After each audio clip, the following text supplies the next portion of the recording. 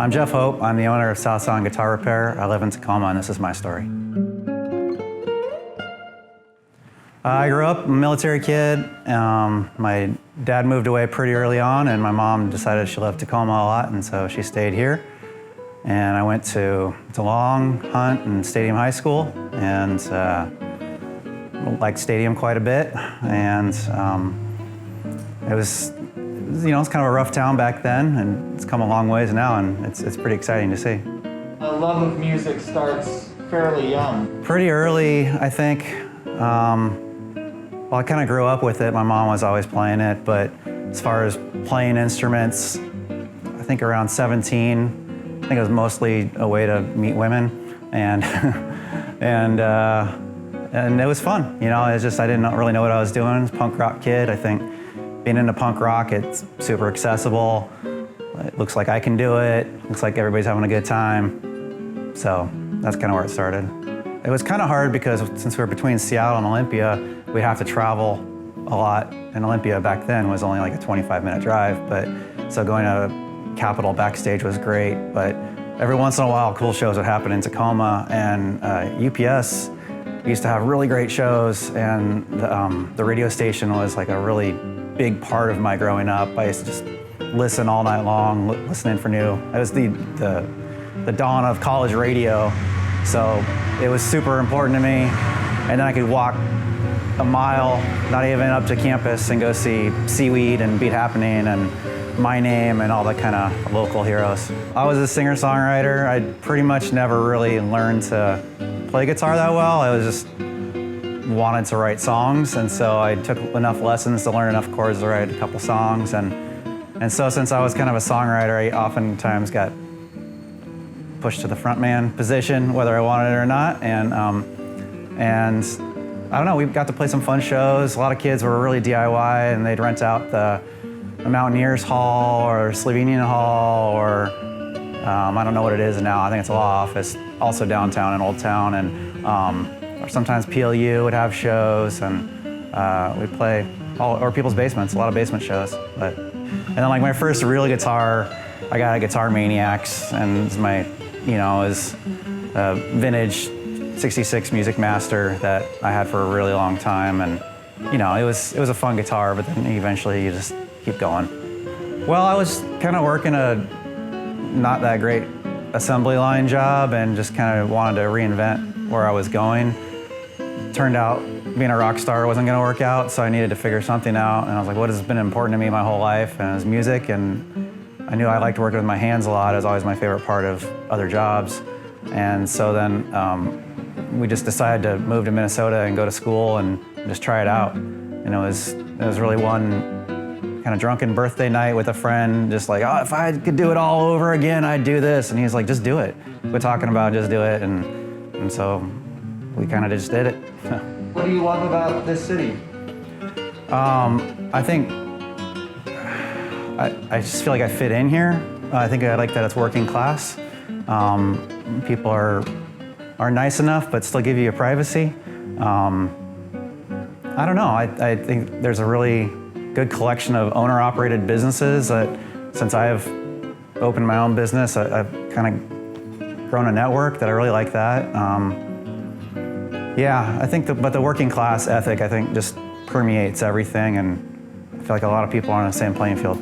I go by UPS campus, and I'm disappointed that there's no longer those great shows for all ages kids to just walk up and let their folks just send them safely. So in one sense, I feel like it's less than when I was growing up, but maybe I'm less connected too. But right now, with like the Valley closed and Alma Mater closed, it feels weird, but Alma Mater and McMinimans those are amazing stages. It's like state-of-the-art stuff, and that's not anything we had when I was a kid. And that's cool to see. I mean, it's cool to see small bands go into Alma Mater and just be blown away by how good they sound. Tacoma's at this like choke point in the freeways, and so I get a ton from the peninsula, a lot of people from Olympia, and then I've started getting a lot more people from South Seattle just because they don't want to drive into the city.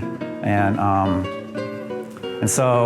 as far as like what people are like, it's working people, it's longshoremen, firefighters, principals, pizza delivery drivers. It's, you know, people's super hobby. I live in the North End, it's weird, the City of Destiny thing is like, it's like a block from where I spent a lot of time growing up, so that was kind of interesting. But at first it was weird, it felt a little, I don't know if it was like failure or just like a strange feeling of moving back home and like, oh, I couldn't go off to New York City or whatever and make it big or something. So here I am back home, and like that went away pretty quick, and I love it. Like it's so relaxing. North End's great. Like our neighbors are great. We really like walking everywhere, and so it's perfect for that. And my commute's 10 minutes, so kind of can't beat that. But it's really great being back, and my wife likes it a lot too. She comes from a small town in Minnesota, so I think it's more comfortable for her than the big city. Especially when the pandemic hit, like it was like, wow, I'm so glad I'm not on the light rail anymore or any of that. But then like with the social injustice issues, like I feel a little bit taken away from it, and it's kind of easy just to sit in my backyard and read a book, and it's too easy to pretend it's not happening. And so in that sense, it's kind of a double-edged sword a little bit. So I moved away to Bellingham kind of right when UW Tacoma was coming in, and everyone said, oh, this is going to change everything, and it did change things quite a bit, but not as much as I think the real estate market in Seattle changed everything down here. But yeah, I don't know, like some things have changed and some things haven't, you know, like it still feels like 1950s sometimes, you know, and then you'll go to a show at Alma Mater and you're like, who are all these people? Like, and it's because people are coming into town from other places, which is great. And yeah. I think that's one of those things, like Tacoma never used to have a draw, and like people never would come here for things. And now, well, for example, the baseball games, I remember they used to give away Tacoma Tigers tickets in stacks at the gas station. You can just go grab them, and there's nobody there. And then when we moved back to town, I was like, let's go to a Rainiers game, just on a sunny Saturday afternoon. It was sold out. We had to wait and but I was not expecting that. I know some of the interesting things that happen here, like I get a lot of people have grandma's guitar, and you know, sometimes it's a $100 guitar, sometimes it's a $2,000 guitar. And I really like those stories just because, well, there's a lot of provenance to the instrument, but it's also like I don't know, it's just like a super connection. Like this person may or may not take lessons and play this, but like they want to fix it up, and I don't know, that's kind of one of my favorite parts of the job. Yeah. 2 weeks ago, I just finished an old ukulele, and in the 20s, ukuleles were super popular. They're like the hot item, and it was a nice Martin from the 20s, and a lot of ukuleles aren't really worth much, but since it's a Martin, it kind of was. And you can see on the inside, it was kind of, in the day, the teachers would put their own labels in there, like, and they'd put their instructors' labels in there, and like where it was bought, and like the address, and it was like from New York somewhere, and like there's just like such cool stories and all those things. I really try to let people make their own decisions, and that's like my two big things, like let people make the decisions and no surprises, and it seems to keep people happy. But so I'll just kind of say, here's what's going on. If I know the value, I'll kind of give an idea of the value. And I'm like, this is gonna be $1,000 to fix it, but it's only worth $400. Or sometimes if it's of a certain era made in a certain country, you can't fix it at all, and it's not worth it. And I say, let's just polish it and you can hang it on the wall.